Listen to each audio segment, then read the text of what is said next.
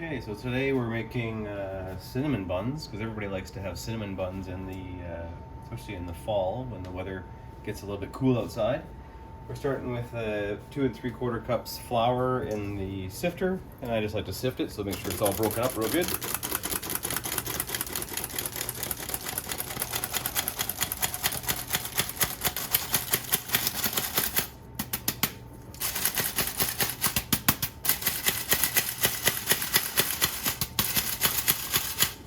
Yeah, that's pretty good.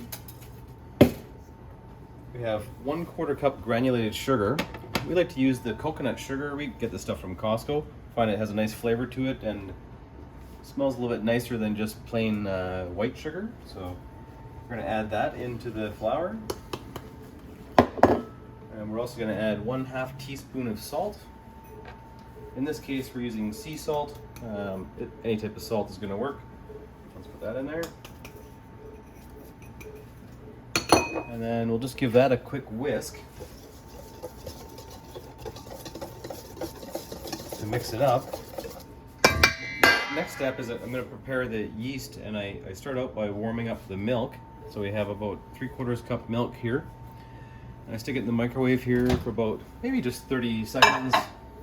We don't want it to get too hot. The maximum temperature shouldn't be above 43 degrees Celsius if you're using a thermometer. So I have this thermometer here that I use for cooking various things, usually making beer, but in this case we're making cinnamon rolls. So once it does come out, I'm just going to check the temperature and make sure that it doesn't go above 43, because that'll kill the yeast.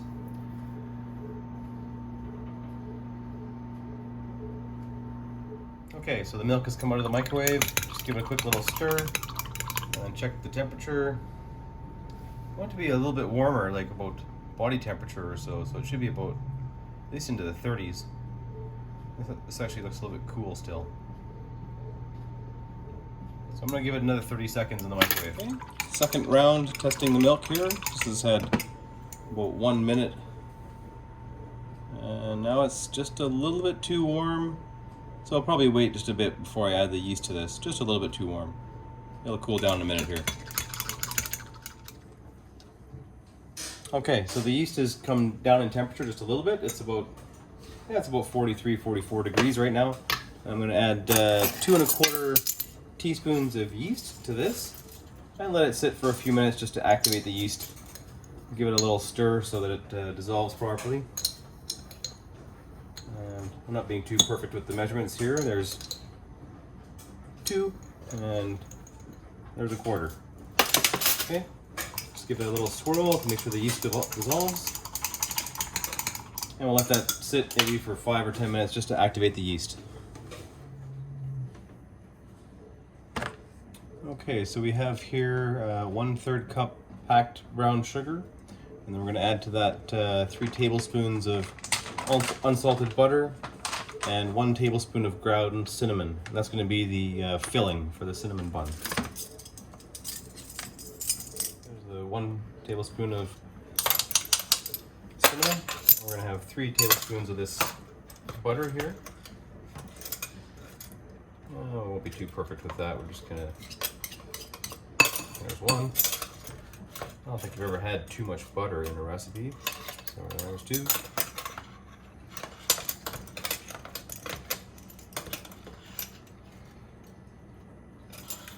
There's hefty 1/3 tablespoon.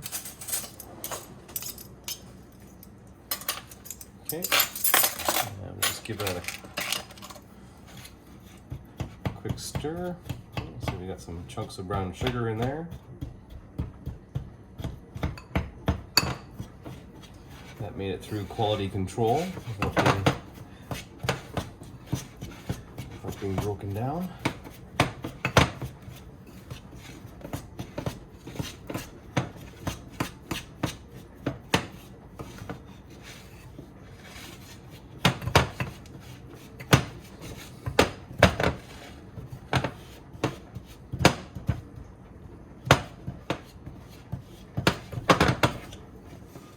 Okay, so we're just going to add, to make this a little bit easier, add all this to the mixer. So we can do this without making a mess here.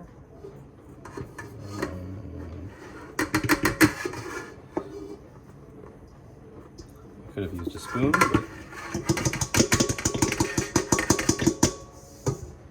Okay. And then the yeast has been activated. You can see it's starting to foam up a little bit there. So we're going to be sure that we add 3 tablespoons of butter. Okay, so here we are, 3 tablespoons of butter go into this flour. And once again, I'm not being overly perfect with the measurement. I probably got a little over 3 tablespoons in there, but it'll work. And I have to add 1 egg at room temperature. And this came out of the fridge cold. I just soaked it in a lukewarm bowl of water for 10 minutes or so, and now it's room temperature. And then we're going to mix this up and add the yeast afterwards. I'm just going to mix this with a mixing blade on the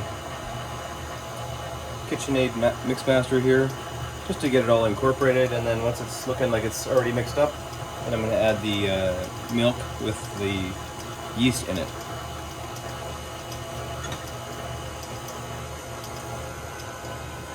Just give that a quick stir to make it so all the yeast comes out.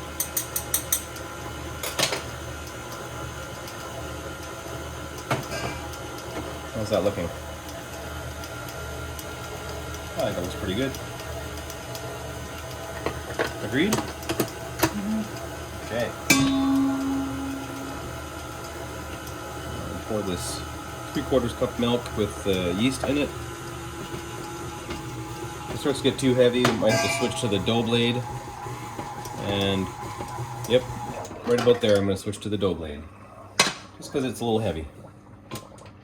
Okay, so we're just going to switch to the dough hook and give that the last little bit of mixing. Oh, electricity helps.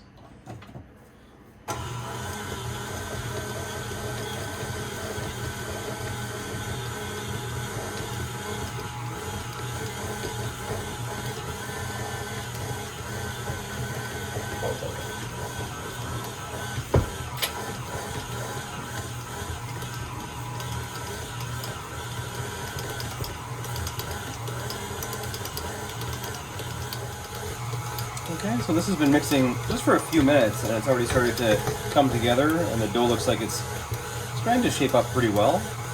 I usually like to let it run for a few more minutes, and then I'll stop the machine, take off the hook, and just knead the last little bit by hand, just to make sure it's all incorporated well.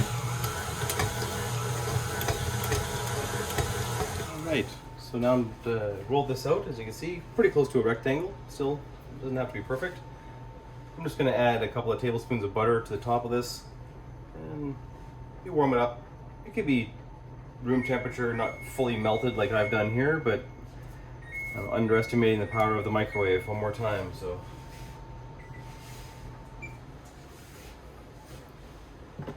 there we are. Put that butter on there.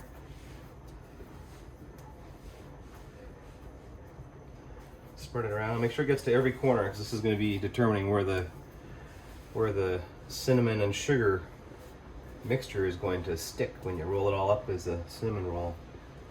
There we go. Lots and lots. Never had too much butter in any dish, I don't think, but my aorta could tell a different story. Okay, we'll be right back. Okay, so we're going to spread this cinnamon sugar mixture that I made up. It's got a little bit of butter in it as well, so it's all going to hopefully incorporate real nice. Trying to spread it out as even as I can to make the spreading of it a little bit easier. It's going to look pretty good. I don't think it's going to work.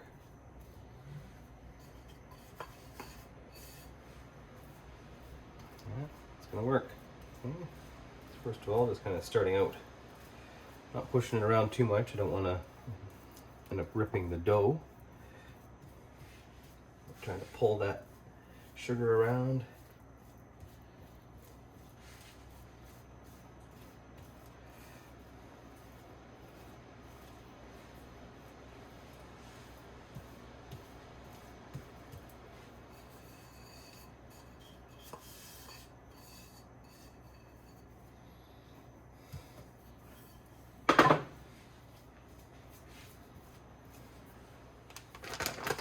So the recipe I'm following doesn't call for this, but I'm gonna add a few raisins because I like the cinnamon raisin, and it's a little bit more so-called goodness to the cinnamon bun, not just sugar and flour, but not too many. How's that? Yeah, let's start with that. Okay, so this is what it looks like when I have all the sugar and cinnamon mixture spread around as evenly as I can get it. I think I did pretty good. Raisins are all somewhat dispersed. And the next step is going to be to roll it up into a roll. Starting at the back side, I'll probably roll it forward this way and then cut it into 10 or 12 even pieces.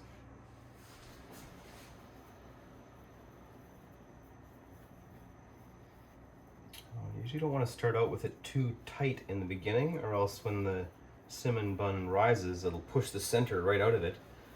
So let's see if I'm doing it right afterwards.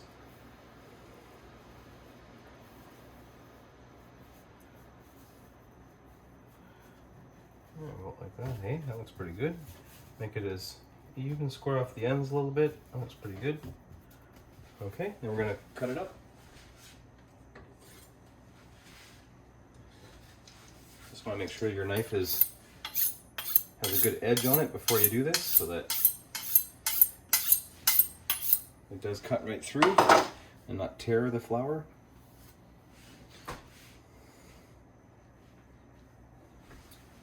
So let's see, if I did in half, that would be 2. I need to get 10, so if I went again, that would be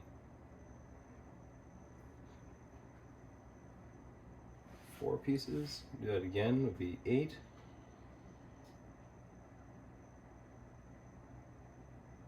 So I'll cut it in just a little bit less than, as if I'm doing it into 8ths, and see how that works out. So that's 1/4 less. I'll be about 1/8 less.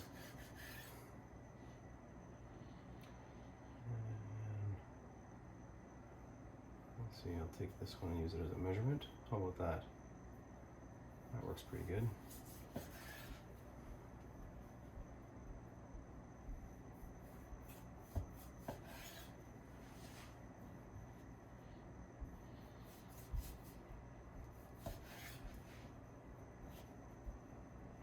I've seen some people do this with, say, dental floss instead. That cuts through the dough really nice as well. You can do that if you want. Today we're doing it this way, and it looks to be working fine. So what did I end up with? 2, 4, 6, oh, still 8. Well, it'll end up being what it is here. So I've pre-greased this, and just with some, whatever, vegetable oil. And I'm just gonna sort these into the pan. Let's do the big ones in the middle here, like this. And give them all a little bit of space so they got room to expand as much as they want to. Yeah.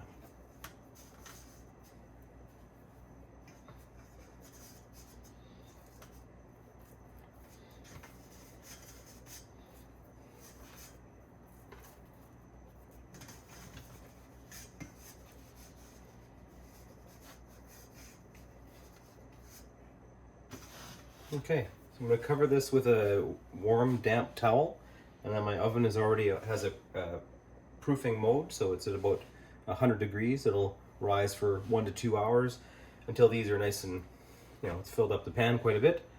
And at that point, we're going to bake them, and I'll get back to you when it's about that time. Thank you. Okay, so we're going to check on these rising cinnamon buns. Let's see if they've done justice. It's been 1 hour. And I think they look like they're done. Oh, got a little bit of sticking. Let's get a knife and separate that.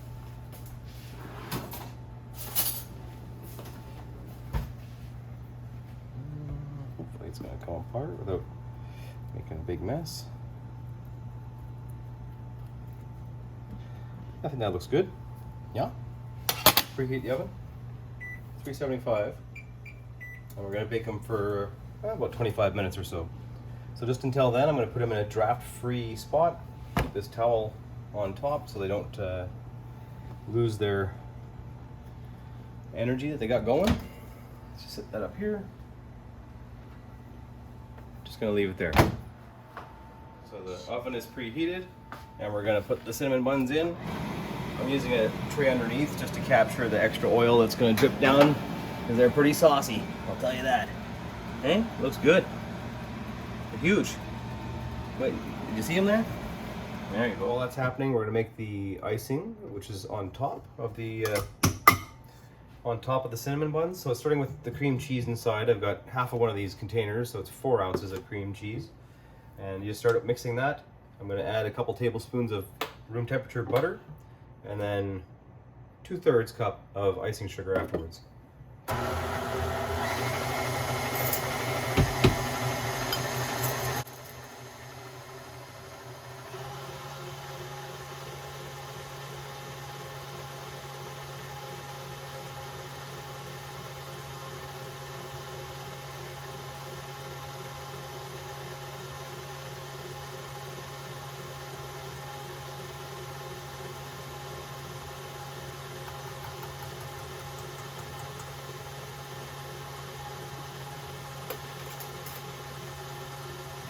Just want to make sure that it incorporates well, so the oil and the cream cheese are incorporated. Once in a while, just stop it and then just knock down the sides. Make sure you got it all in there.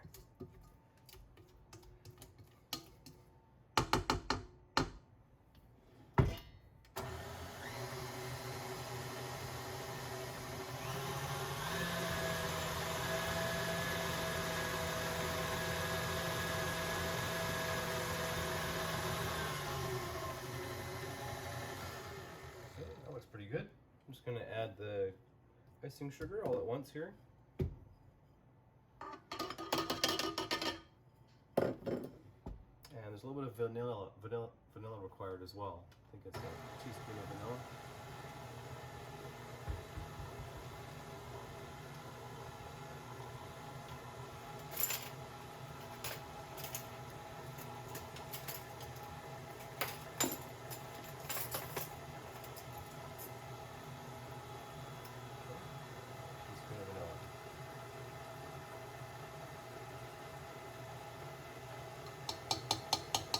Sometimes that might even call for a pinch of salt, but I don't know if we're going to do that today. Nope, that's it, no salt. Alright, so these have cooked for just about 25 minutes or so. I did have to lower the temperature. I found they were browning quite quickly on top. I didn't want them to burn anymore, so this is how they look before the icing goes on. And we made up the icing there earlier, so I'm just going to add that while it's still hot. And these are going to be so tasty.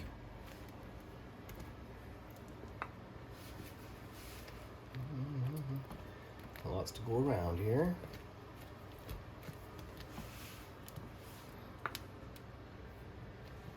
Look at that, will ya? I can't wait to have some.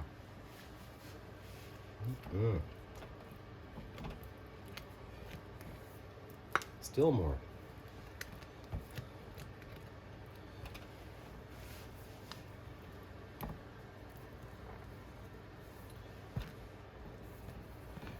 Get some of those cracks there.